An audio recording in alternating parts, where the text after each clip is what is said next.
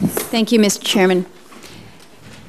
Chief, discussion going back and forth here about how the interagency model works with states that mobilize to provide the resources in when we have wildfire incidents. Alaska obviously plays a key role in all of this, particularly with respect to the air tankers support, and you've noted that.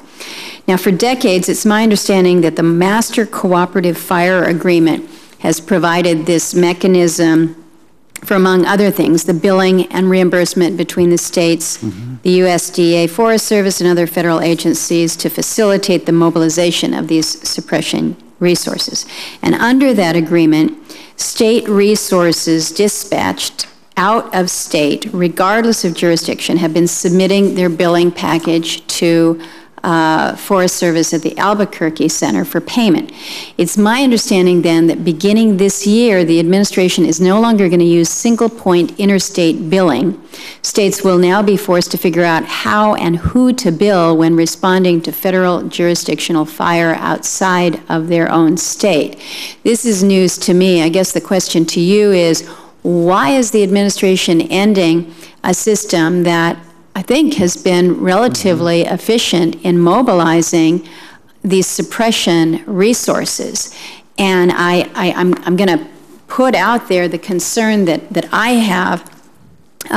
We've been dealing with some of our just aviation support folks up in Alaska, people that will fly crews around on a contract basis, and the billing system within DOI has been fouled up to the point where operators are calling me to try to get paid for services that they have rendered 9 months prior, 12 months prior. So I'm looking at this and all the bells and whistles are going off saying, is this a good thing, and why are we doing it? Why are we fixing something that apparently I hadn't heard was broken?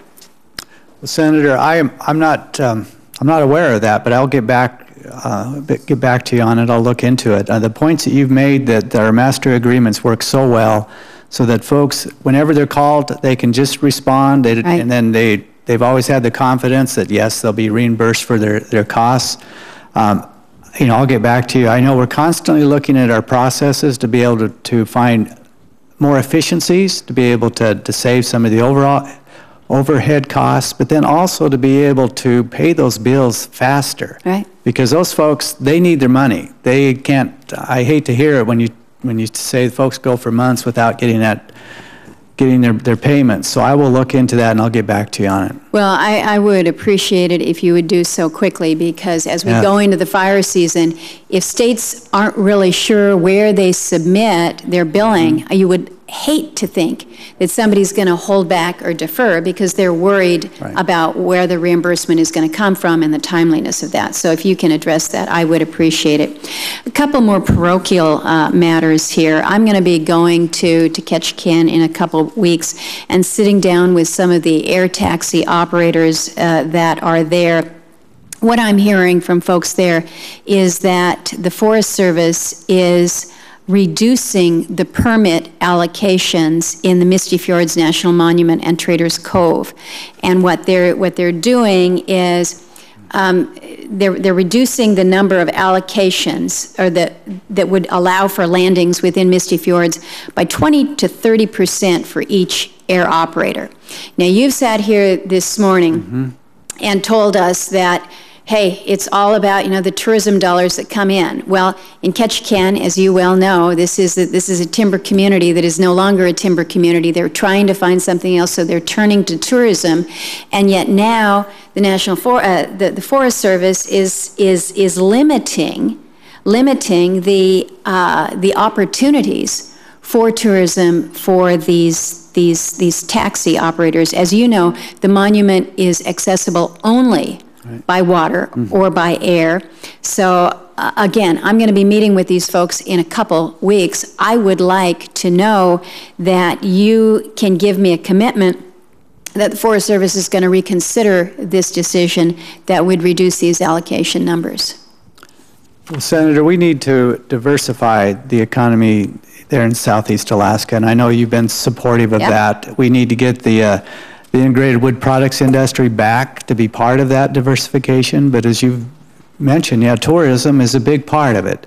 And this is one I apologize, but I'll have to look into this and get back to you, and I'll make sure that we do that this week. Great. So you have our response and what we possibly can do as we go forward with this. That would be important to me if I can get that information and your review of that prior to, I think it's like the 24th of April there. And then one last, and this is also an effort for me to reduce the volume of mail that comes to me from constituents. And this relates to an area outside of Wrangell, Alaska, on the Stickeen River. There is an area known as Annan Creek, which has premier bear viewing opportunities. Again, Wrangell, a community that, I use the expression all the time, these communities are hanging on by their fingernails. I'm not sure Wrangell has any fingernails left. So they're looking also for their tourism opportunities. And the bear viewing area there at Annan Creek is again, pretty phenomenal. The problem that exists is that boaters who want to go up the Annan Creek Trail can't tie up anywhere because there is no float, there's no docking, and apparently it's a little bit of a hazard. I know that we're dealing with budgets. I know that things are tight all over. But again, if what you're trying to tell me here is that we're not going to be focusing as much on the multiple use, we're going to see timber harvest to continue to drop. At the same time, we're going to increase tourism opportunities. Well, I think that Forest Service needs to look at how you might be able to allow for tiny slivers with minimal impact, and Annan Creek, I think, is clearly one of those. I don't know whether you've had an opportunity to be briefed on this. If not, I would understand that, but would ask also that you have your folks take a look at this.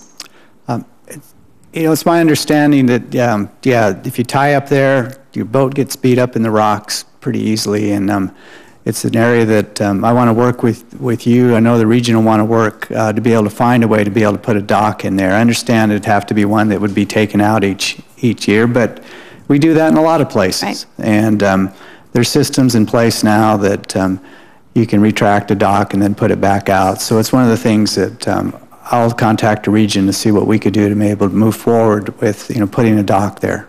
Okay, well, I would appreciate that. And then again, if you can get back with me on the Misty Fjords issue.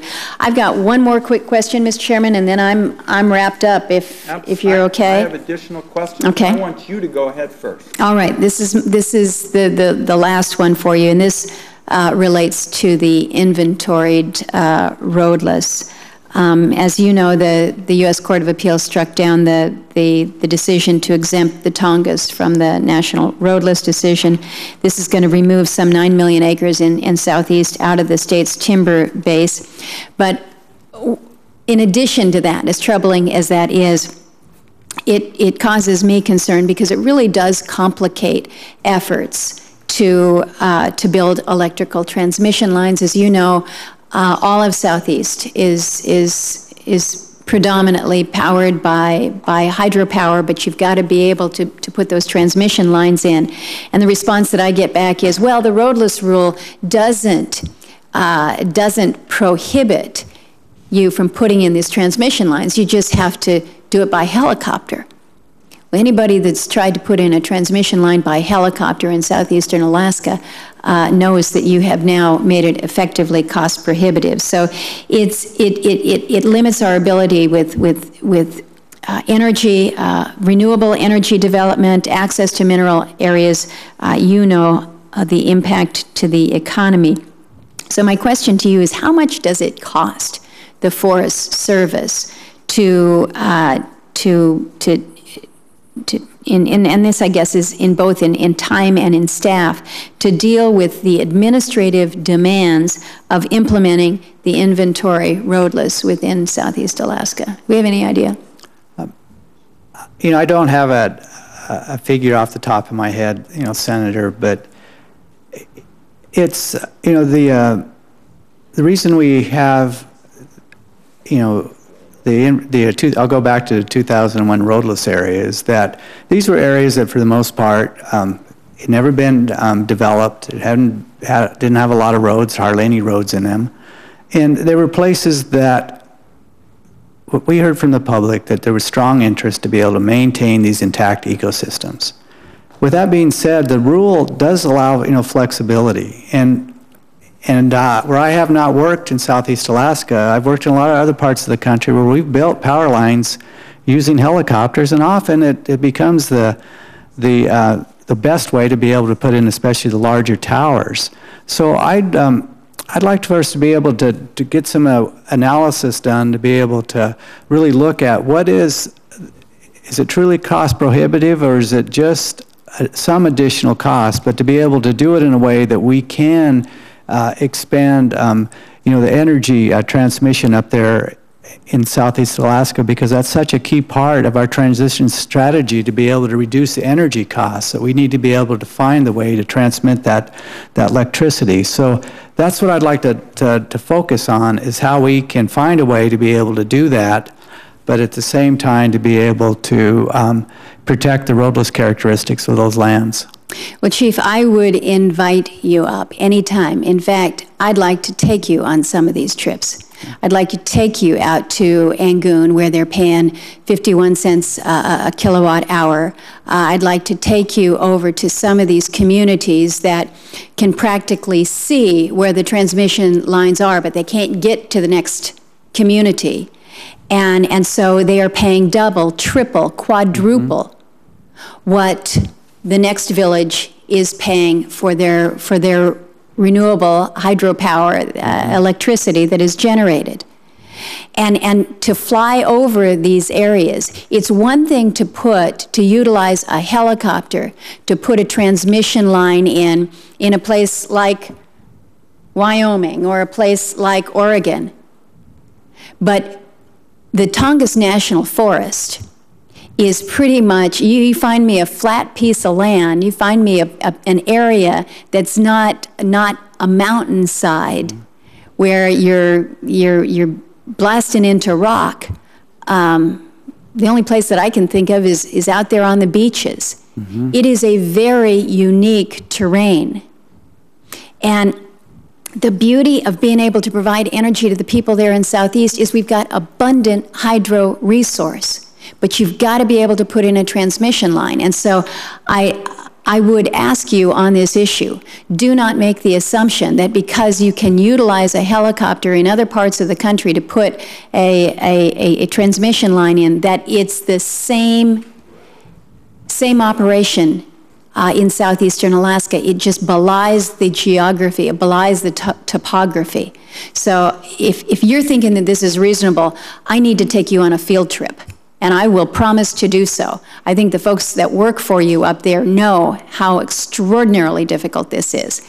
And if we can't get around that, our communities will be choked off. We've already been choked off from our timber harvest, and now we will be choked off because we cannot afford the energy and the power. They cannot afford the power in these communities. We've got to be able to build these transmission lines. We've got to have some help around the roadless that is strangling our opportunity for economic development. The tourists want to come, but if there's no lights for your hotel, they're not going to come. Thank you, Mr. Chairman.